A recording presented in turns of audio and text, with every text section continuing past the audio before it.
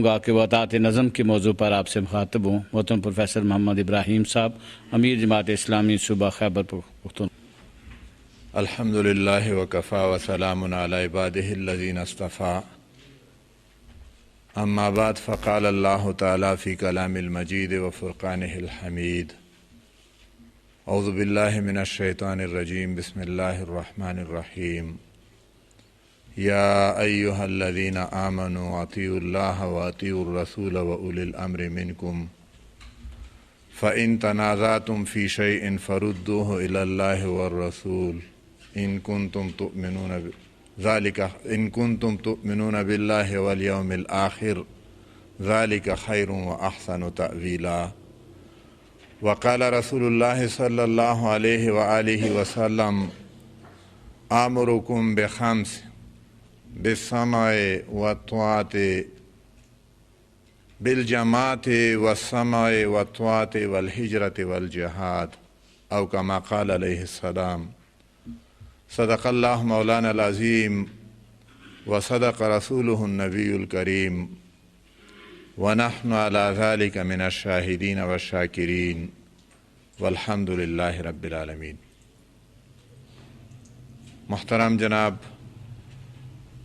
خلیل الرحمن چشتی صاحب، محترم جناب محمود الحسن صاحب، محترم جناب شمس الرحمن سواتی صاحب، میرے انتہائی قابل احترام بزرگ اور دوست، السلام علیکم ورحمۃ اللہ وبرکاتہ۔ میں نے اپنے موضوع سے متعلق اللہ تعالیٰ کے پاک کلام کا ایک حصہ اور حضور نبی کریم صلی اللہ علیہ وسلم کا ایک فرمان مبارک آپ کے سامنے تلاوت کی ہیں۔ اللہ تعالیٰ کا ارشاد ہے کہ اطاعت کرو اللہ کی اور اطاعت کرو اللہ کے رسول کی صلی اللہ علیہ وسلم، اور ان لوگوں کی جو تم میں سے صاحب امر ہیں، جن کے ہاتھ میں زمام کار ہے، اور اگر تمہارے درمیان کوئی تنازع اٹھ کھڑا ہو، اس کا تصفیہ کرنے کے لیے پلٹو اور رجوع کرو اللہ کی طرف، اللہ کے رسول صلی اللہ علیہ وسلم کی طرف۔ یہ تمہارے لیے بہتر ہے اگر تم ایمان رکھتے ہو اللہ پر اور آخرت کے دن پر، اور انجام کے لحاظ سے یہ بہت ہی بہترین ہے۔ اور نبی صلی اللہ علیہ وسلم نے فرمایا کہ میں تمہیں 5 چیزوں کا حکم دیتا ہوں۔ ایک روایت میں یہ بھی ہے کہ میرے رب نے، اللہ نے مجھے ان 5 چیزوں کا حکم دیا ہے، اور میں تمہیں ان 5 چیزوں کا حکم دیتا ہوں۔ وہ 5 چیزیں کیا ہے؟ پہلی بات جماعت، تنظیم، منظم، اپنے آپ کو منظم کرنا۔ اور دوسری بات، جماعت کے اندر جن کے ہاتھ میں زمام کار ہے، جن کو آپ نے اپنا سربراہ بنایا ہے، جن کے ہاتھ میں تنظیم کی قیادت تمادی ہے، اس کی بات سنو، وسمع، سننا۔ اور پھر صرف سننا کافی نہیں ہے، وطاعت، تسلیم کرنا، اطاعت کرنا، تابعدار پیروی کرنا، اس کو انجام تک پہنچانا۔ اور چوتھا حکم ہے والہجرت، اللہ کے راستے میں ضرورت پڑے تو اپنے گھر بار کو چھوڑ دینا، اپنے وطن سے ہجرت کر جانا۔ اور آخری بات ہے راستے میں اللہ کے دین کی اقامت کے لیے انتہائی کوشش کرنا، جدوجہد کرنا، اور ضرورت پڑے تو اس کے لیے اسلحہ اٹھانا۔ یہ 5 باتیں ہیں جن کا نبی صلی اللہ علیہ وسلم نے فرمایا کہ میں آپ کو حکم دیتا ہوں۔ سب سے پہلی بات طاعت ہے، اطیعوا اللہ، اللہ کی اطاعت کرو۔ طاعت، اطاعت کے اس لفظ پہ میں آپ کی توجہ چاہتا ہوں کہ اس پہ ذرا سوچنے کی ضرورت ہے۔ اطاعت کسے کہتے ہیں؟ اس کا مصدر ہے طاعت، اور اس سے طوعن اس کا مصدر ہے، طوعن۔ اور دنیا میں ہم کسی لفظ کے، کسی اصطلاح کے اگر معنی سمجھنا چاہیں تو اس کا الٹ ذہن میں آئے، اس کے بعد پھر وہ معنی سمجھنا آسان ہو جاتا ہے۔ مثلا روشنی روشنی کا مفہوم اگر ہم ذہن کے احاطے میں لانا چاہیں تو اس کا الٹ ہے تاریکی، اندھیرا۔ اندھیرا اگر ہم سمجھتے ہیں تو پھر روشنی بھی ہم سمجھ سکتے ہیں، اور اندھیرے کا مفہوم ہمارے ذہن میں نہ آئے تو پھر روشنی بھی ہم نہیں سمجھتے۔ دن رات، اور طوعاً کا الٹ ہے کرہن۔ کرہن کے معنی ہے کسی کو کسی کام کے کرنے پہ مجبور کرنا۔ کوئی آدمی خود نہ چاہے، جبر اور اکراہ اس سے وہ ہے، کوئی آدمی خود ایک کام کرنا نہ چاہے اور کوئی دوسرا اس پہ مجبور کر رہا ہے، جبر ہے اس پر اور اکراہ ہے، وہ اس کو ناپسند ہے لیکن اس کو مجبور کیا جا رہا ہے اور وہ کام کر رہا ہے۔ اس کا الٹ کیا ہوگا؟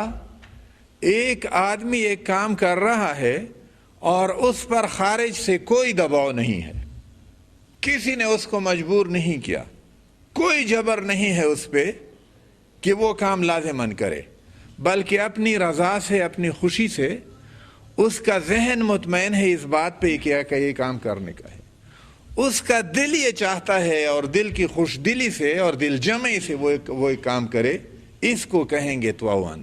اطاعت کے معنی کیا ہوئے؟ ایک کام آپ اس لیے کریں کہ آپ پر بیرون سے، باہر سے کوئی دباؤ اور کوئی پریشر نہیں ہے، کوئی جبر نہیں ہے، بلکہ آپ کا دل کہتا ہے، دل گواہی دیتا ہے، آپ کا ذہن مطمئن ہے کہ یہ کام کرنے کا ہے۔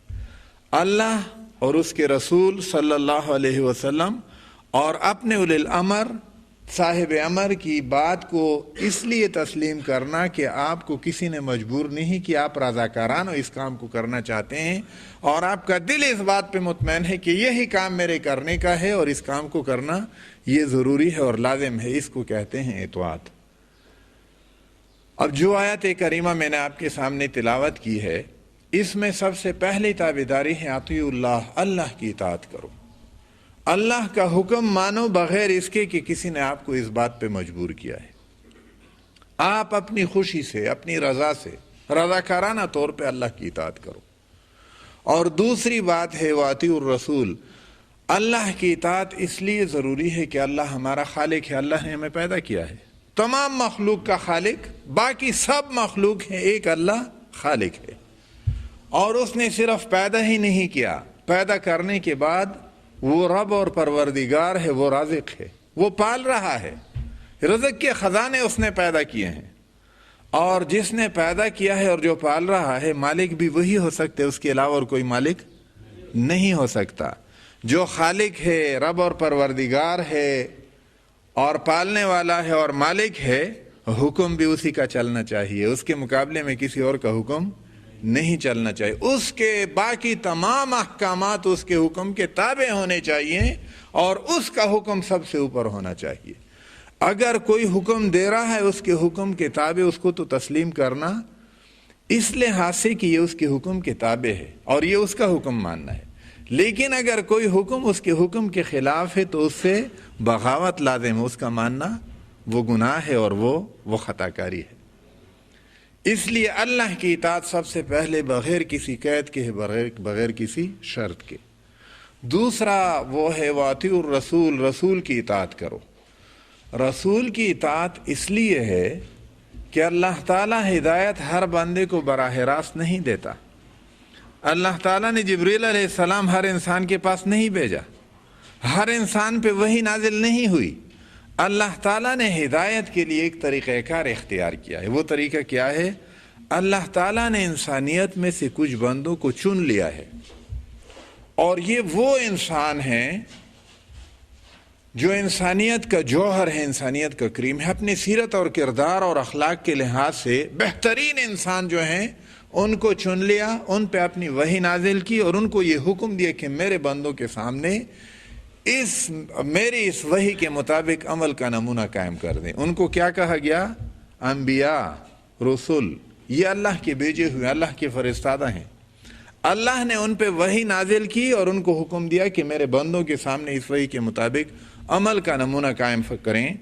اور اس جماعت میں سب سے آخر میں محمد عربی صلی اللہ علیہ وسلم تشریف لائے، ان پہ اللہ کی آخری کتاب قرآن مجید نازل ہوئی، انہوں نے اللہ کی کتاب کے مطابق عمل کا ایک نمونہ قائم کر کے دکھایا، مدینہ منورہ کی ایک اسلامی ریاست بنا دی، اور وہ ریاست اللہ کا وہ دین پورے سرزمین عرب پہ وہ نافذ ہوا، اور پھر دنیا کے کونے کونے تک وہ دین پہنچا۔ اللہ کے اس رسول صلی اللہ علیہ وسلم کی اطاعت اس لیے ضروری ہے کہ اللہ نے اس کے ذریعے سے ہی ہدایت دی ہے۔ اللہ کی اطاعت اللہ کے رسول صلی اللہ علیہ وسلم کی اطاعت کے بغیر نہیں ہو سکتی۔ اس کی اطاعت اگر کرنی ہے تو اس کے رسول کی اطاعت ضروری ہے۔ اس لیے اللہ کے رسول صلی اللہ علیہ وسلم کی اطاعت بھی بغیر کسی قید اور شرط کے، اور یہ اے من یطع الرسول فقد اطاع اللہ، جس نے رسول کی اطاعت کی اس نے اللہ کی اطاعت کی۔ اور پھر تیسرے درجے پہ اولی الامر کی اطاعت ہے، لیکن یہ مشروط ہے کس کے ساتھ؟ اللہ اور اس کے رسول صلی اللہ علیہ وسلم کی اطاعت کے ساتھ۔ اگر اولی الامر اللہ اور اس کے رسول صلی اللہ علیہ وسلم کا مطیع فرمان ہے، پھر اس کی اطاعت ایسی ہے جیسے اللہ اور اس کے رسول صلی اللہ علیہ وسلم کی اطاعت۔ لیکن اگر اولی الامر اللہ اور اس کے رسول صلی اللہ علیہ وسلم کی اطاعت سے باہر حکم دیتا ہے تو پھر اس سے بغاوت لازم ہے۔ نبی صلی اللہ علیہ وسلم دنیا سے تشریف لے گئے، صحابہ کرام رضوان اللہ علیہم اجمعین نے ابوبکر صدیق رضی اللہ تعالیٰ عنہ کے ہاتھ پہ بیعت کی، اور آپ اللہ کے نبی صلی اللہ علیہ وسلم کے خلیفہ مقرر ہوئے، اور پہلے خطبے میں ارشاد فرمایا کہ لوگوں میں تمہارے اوپر حاکم بنا دیا گیا ہوں، تم میری اطاعت کرو جب تک میں اللہ اور اس کے رسول صلی اللہ علیہ وسلم کا اطاعت گزار ہوں، اور اگر میں ٹیڑھا ہو گیا تو پھر مجھے سیدھا کرو۔ اور فرمایا کہ اگر میں نے اللہ اور اس کے رسول صلی اللہ علیہ وسلم کی نافرمانی کی تو تمہارے اوپر میری کوئی اطاعت نہیں ہے۔ اور نبی صلی اللہ علیہ وسلم نے فرمایا الطاعۃ فی المعروف انما الطاعۃ فی المعروف لا طاعۃ فی المعصیہ انما الطاعۃ فی المعروف۔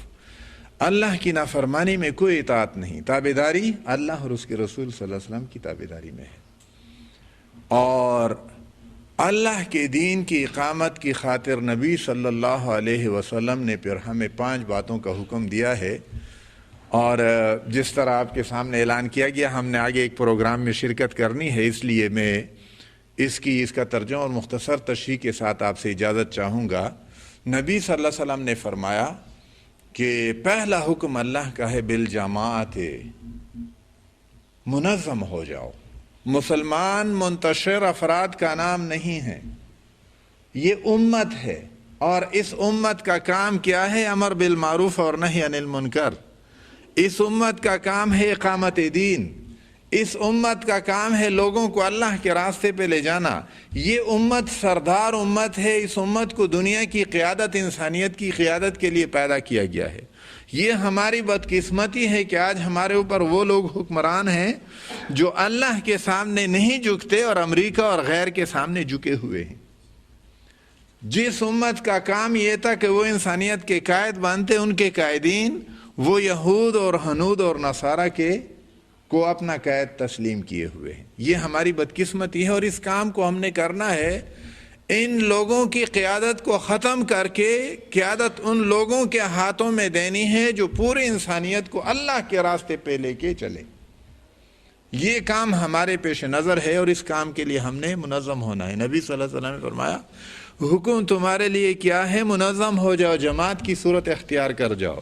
اور جماعت کی صورت اختیار کرنے کے لیے ضروری ہے جو لوگ اکٹھے ہو جائیں، جو منظم ہو جائیں، ان میں کوئی سربراہ کار ہوگا، ان میں سے کسی کے ہاتھ میں زمام ہوگا، ان میں سے کوئی قائد ہوگا، لیڈر ہوگا، جس کو قیادت سپرد کی جائے گی۔ آیت کریمہ میں بھی یہ ہے وہ اولی الامر منکم، جو تم میں سے ہے۔ مسلمانوں کا اولی الامر، صاحب امر، کوئی کافر نہیں ہو سکتا۔ مسلمانوں کا اولی الامر مسلمانوں کا بہترین مسلمان ہی ہو سکتا ہے، اور مسلمانوں کا اولی الامر اگر مسلمانوں میں بھی کوئی بے عمل مسلمان بن جائے تو پھر صورتحال یہ ہوگی جس کا نقشہ آج ہمارے سامنے۔ اس نقشے کو بدلنے کے لیے بھی یہ ضروری ہے کہ مسلمانوں کا حاکم وہ ہو جو اللہ کا اور اس کے رسول صلی اللہ علیہ وسلم کے احکامات پہ سب سے بڑھ کر عمل کرنے والا ہو، تب حالات سنور سکتے ہیں اور بدل سکتے ہیں۔ اس لیے پہلا حکم تو یہ ہے کہ مسلمان منظم ہو جائیں۔ تنظیم کے لیے بات ضروری ہے کہ وہ اپنے آپ میں سے کسی کو آگے کریں گے کسی کو اپنا قائد چنیں گے، منتخب کریں گے، جس کو قائد چن لیں اس کے بارے میں نبی صلی اللہ